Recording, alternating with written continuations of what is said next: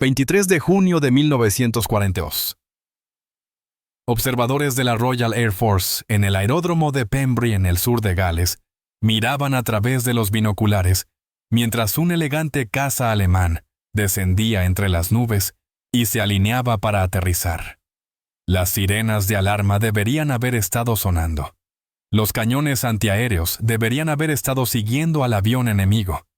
Pero algo en la aproximación del piloto parecía extraño. El Focke-Wulf 190 tocó suavemente la pista de hierba y se detuvo cerca de la torre de control. El motor se apagó. La cabina se deslizó hacia atrás y Oberleutnant Armin Faber, del Hageschwader II, salió de su cabina, se quitó el casco de cuero y miró a su alrededor confundido por los edificios desconocidos. Entonces, se le heló la sangre. Los aviones estacionados no eran Messerschmitts, eran Spitfires. Los uniformes que corrían hacia él no eran grises de la Luftwaffe, eran azules de la Royal Air Force.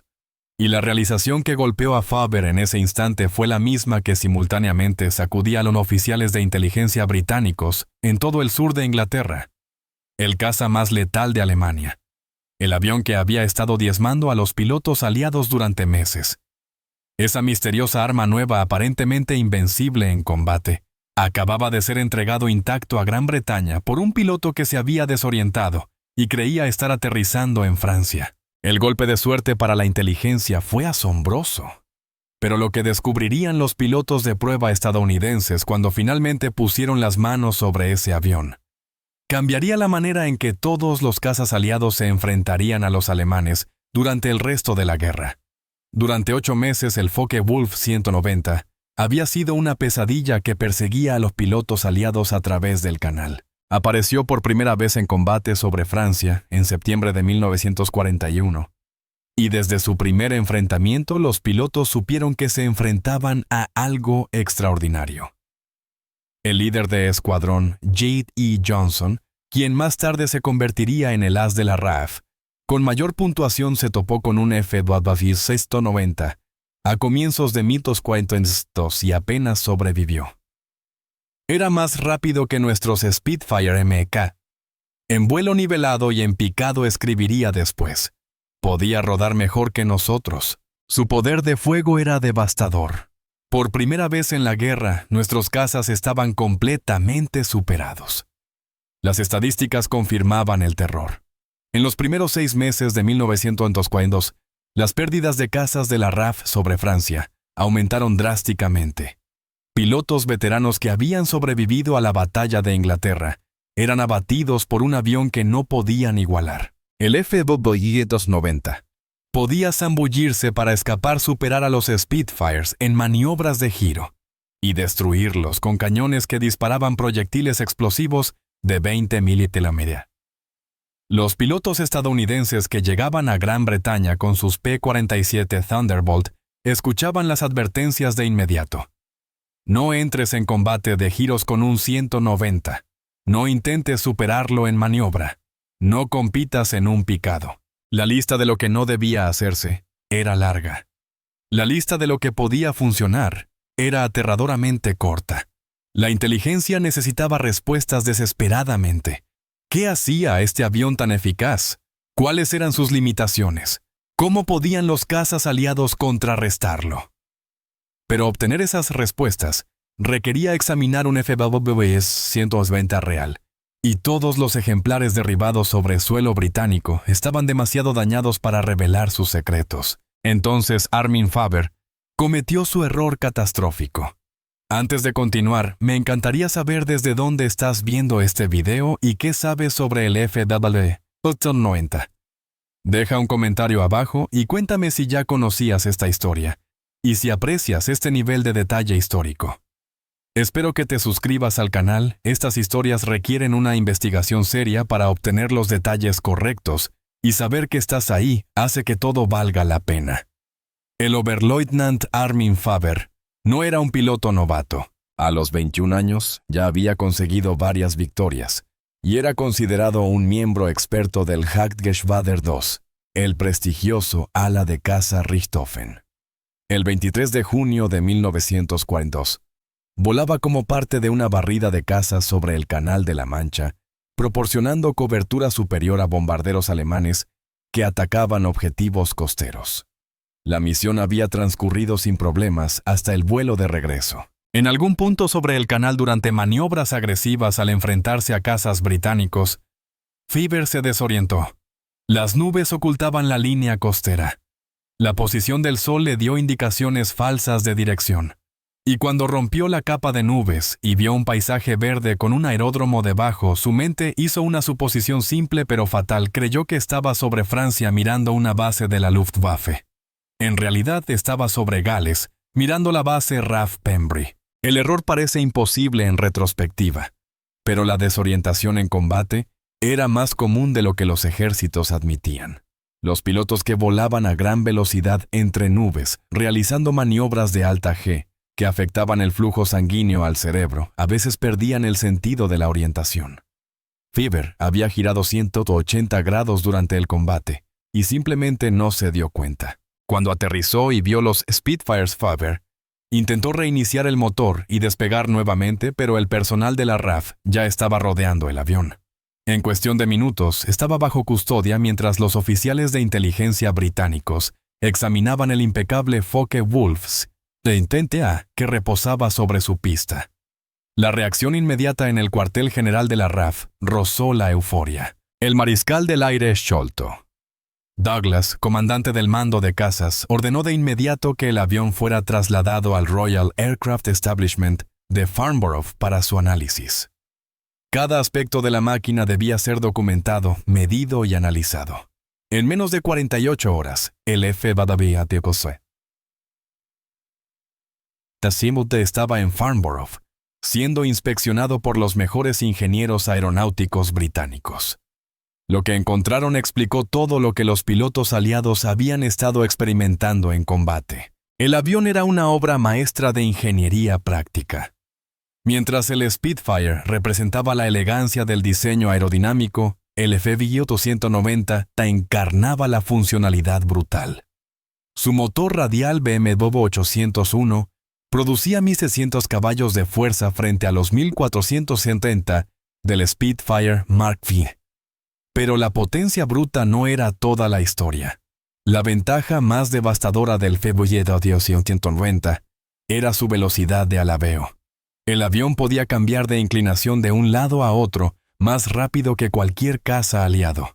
Esa característica aparentemente menor resultó revolucionaria en combate cuando un Spitfire intentaba seguir a un F-290 en maniobras de giro y alabeo. No podía mantener el ritmo.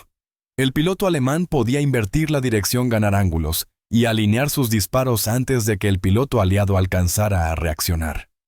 El piloto de pruebas británico, capitán Eric Brown, voló extensamente el aparato capturado y comprendió de inmediato por qué los pilotos aliados estaban muriendo. Los alerones son ligeros y responden a todas las velocidades, escribió. Puedes lanzar este avión por el cielo casi sin esfuerzo. El Spitfire requiere músculo y destreza. El F-290 responde al pensamiento. La ventaja en potencia de fuego también era asombrosa. El F-290A-3 llevaba 4 cañones MG-151 de 20 mm y 2 ametralladoras de 7,92 mm. Una ráfaga de 2 segundos producía más potencia explosiva que 10 segundos de fuego de un Spitfire MKB. Además, las armas estaban montadas en las alas cerca del fuselaje, creando un patrón de concentración cerrado devastador a distancia de combate. El rendimiento en picado explicaba cómo los F-190 escapaban constantemente de los Spitfires perseguidores. Su mayor peso y aerodinámica más limpia les permitían superar en descenso a cualquier avión de la RAF. Los pilotos que intentaban seguir a un F-290 en picado lo veían alejarse impotentes. Pero las pruebas también revelaron debilidades, y ahí es donde el valor de inteligencia se convirtió en oro estratégico para los aliados. El motor radial del F-290, aunque potente, sufría problemas de refrigeración a gran altitud. Por encima de los 6.000 metros, el rendimiento del avión caía drásticamente, El motor luchaba en el aire delgado y los pilotos reportaban pérdida de potencia y sobrecalentamiento. Mientras tanto, el motor Merlin del Spitfire, diseñado para operar a gran altitud, en realidad rendía mejor cuanto más alto volaba. El peso que hacía del FW-100, un excelente bombardero en picado, también lo hacía menos maniobrable en combates prolongados. Podía superar a un Spitfire en giros rápidos, pero no podía mantener un viraje sostenido. Si un piloto aliado lograba forzar al FW-290 a un combate horizontal prolongado, la ventaja cambiaba de bando. Aún más importante, los ingenieros estadounidenses descubrieron que los mandos del FW-100 se volvían extremadamente pesados a alta velocidad. En un picado que superara las 400 mph, 140 km/h, el piloto necesitaba gran fuerza física para recuperar el control. Ese era un momento vulnerable si un caza aliado lograba seguir al FW-190 durante el picado inicial y alcanzarlo justo cuando el piloto alemán luchaba con sus mandos para nivelar el avión. El ataque era posible. La inteligencia británica comenzó de inmediato a distribuir boletines tácticos a los escuadrones de la RAF. Pero también hicieron algo crucial para el resultado de la guerra aérea. Invitaron a pilotos de prueba estadounidenses a Farnborough para volar el FW-190 capturado. En agosto de 1942, pilotos de la US Army Air Forces llegaron a Farnborough para examinar el arma secreta alemana. Volverían a sus bases de entrenamiento en América con conocimientos que salvarían cientos de vidas. El mayor Cass Hawk, uno de los primeros estadounidenses en volar el FW-190, capturado, redactó un informe detallado que se distribuyó a todos los grupos de caza que se preparaban para desplegarse en Europa. Su evaluación fue directa y táctica. El FW-190 vencerá a cualquier caza aliado por debajo de los 20.000 pies si el piloto alemán sabe lo que hace. Nuestra ventaja está en la altitud. Por encima de los 25.000 pies, nuestros P-47 y los modelos posteriores del Spitfire tienen la ventaja. Fórzalos a subir y ganaremos. Si dejamos que dicten el combate a baja altura, moriremos. Esa sola pieza de información cambió fundamentalmente las tácticas de los cazas estadounidenses en Europa. Cuando las unidades de P-47 Thunderbolt comenzaron sus operaciones en 1943, su doctrina pasó a enfatizar el combate a gran altitud. Los escoltas de bombarderos volaban a la máxima altura posible. Las patrullas de caza operaban por encima de los 25.000 pies, 7.600 metros, siempre que podían. Cuando los cazas alemanes intentaban interceptarlos, los pilotos estadounidenses ascendían aún más, obligando a los FW-190 a seguirlos hacia el aire enrarecido, donde sus motores tenían dificultades. El FW-190 capturado también influyó directamente en el desarrollo de aviones estadounidenses. Los ingenieros de Wright Field estudiaron su ventaja de velocidad de alabeo y comenzaron a modificar los alerones de los P-47 y P-51 para mejorar su capacidad de respuesta. La disposición de las armas del FW-190 inspiró a los ingenieros estadounidenses a concentrar más el armamento en sus propias alas. Incluso la disposición de la cabina optimizada por los diseñadores alemanes para la eficiencia en combate influyó en el diseño ergonómico de los cazas americanos posteriores. Pero quizás la lección más importante fue comprender que el FW-190 no era invencible. Era un avión excelente con ventajas específicas, pero también con debilidades explotables. Los pilotos aliados que antes se sentían psicológicamente intimidados por la reputación del 190, ahora tenían información concreta sobre cómo enfrentarlo y vencerlo. A finales de 1943, la situación táctica había cambiado drásticamente. Los P-47 y P-51 estadounidenses se enfrentaban a los FW-190 a gran altitud, donde los cazas aliados tenían la ventaja.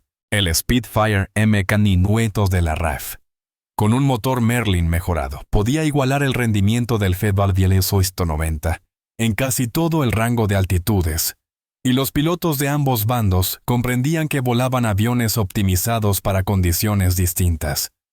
Las tasas de derribo comenzaron a inclinarse a favor de los aliados. Las pérdidas de F-22 aumentaron a medida que pilotos estadounidenses y británicos explotaban la información obtenida del avión capturado de Faber. Los pilotos alemanes notaron que los cazas aliados ya no cometían los errores tácticos que habían dado al F-190 su dominio inicial. El Oberleutnant Joseph Pip Sprenger, as del F-190, con numerosas victorias, escribió a finales de 1943 que los pilotos estadounidenses claramente habían estudiado el avión Saben, que no deben seguirnos en maniobras de tijeras rodadas. Nos obligan a subir donde nuestros motores se esfuerzan. Han aprendido. El F-190 capturado permaneció en Farnborough durante toda la guerra sirviendo como avión de referencia para evaluar las nuevas variantes alemanas a medida que aparecían. Cuando el F-120D Dora con motor en línea apareció a finales de 1944. La inteligencia aliada lo comparó inmediatamente con el avión de Faber, entendiendo cómo los diseñadores alemanes habían intentado resolver las limitaciones de gran altitud del modelo original. Después de la guerra, los historiadores de la aviación calcularon el impacto del error de Faber, un aterrizaje equivocado que alteró el equilibrio aéreo de toda una guerra. La información obtenida al examinar el F-190 intacto fue compartida con miles de pilotos aliados mediante boletines tácticos, películas de entrenamiento y vuelos de demostración. Ese conocimiento influyó en el desarrollo de aeronaves, la doctrina táctica y la planificación operativa de varias fuerzas aéreas. El capitán Eric Brown, quien voló más aviones enemigos capturados que cualquier otro piloto aliado, escribiría más tarde: el error de navegación de Faber nos dio la piedra de Rosetta para entender el diseño de los cazas alemanes. Cada ventaja táctica del F-190 fue documentada y cada debilidad explotada. Ese solo avión probablemente salvó más vidas aliadas que cualquier otro golpe de inteligencia de la guerra. La ironía no pasó desapercibida para la inteligencia alemana. Un oficial de la Luftwaffe comentó: pasamos meses intentando capturar un Spitfire MKNV intacto para estudiar sus mejoras. Los británicos no tuvieron que intentarlo. Les entregamos nuestro mejor caza directamente. Armin Faber pasó el resto de la guerra en un campo de prisioneros en Canadá. Sobrevivió y regresó a Alemania, donde vivió hasta 1976. Los registros indican que al principio fue culpado por la pérdida del avión, aunque más tarde se reconoció que la desorientación en combate podía ocurrirle a cualquier piloto. La verdadera pregunta era por qué la inteligencia alemana había asumido que los británicos nunca obtendrían un F-190 intacto. La historia del caza capturado enseña una lección crucial sobre la ventaja tecnológica en la guerra.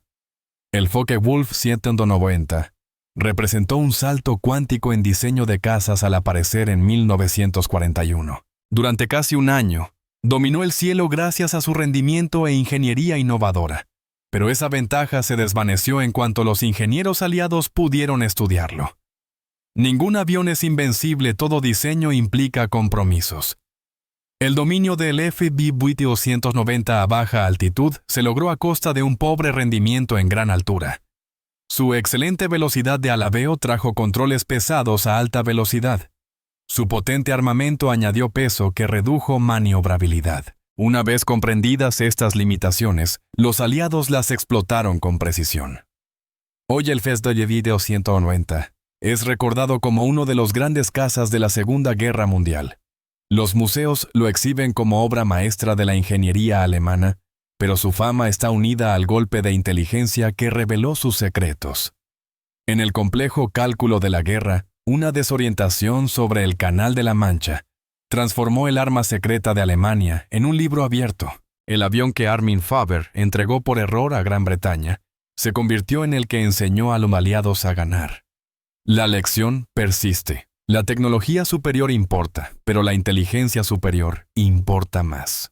A veces las victorias más grandes no provienen de ataques devastadores, sino de errores simples que le dan al enemigo justo lo que buscaba. El Focke-Wulf 190 podría haber permanecido como un adversario invencible, pero se transformó en una herramienta de aprendizaje que cada piloto aliado estudió, comprendió y finalmente venció. Un error de navegación, un aterrizaje equivocado y una ganancia de inteligencia que cambiaron la guerra aérea sobre Europa. Así fue como Estados Unidos obtuvo el caza secreto de Alemania, y así fue como un solo error cambió el equilibrio de poder en los cielos.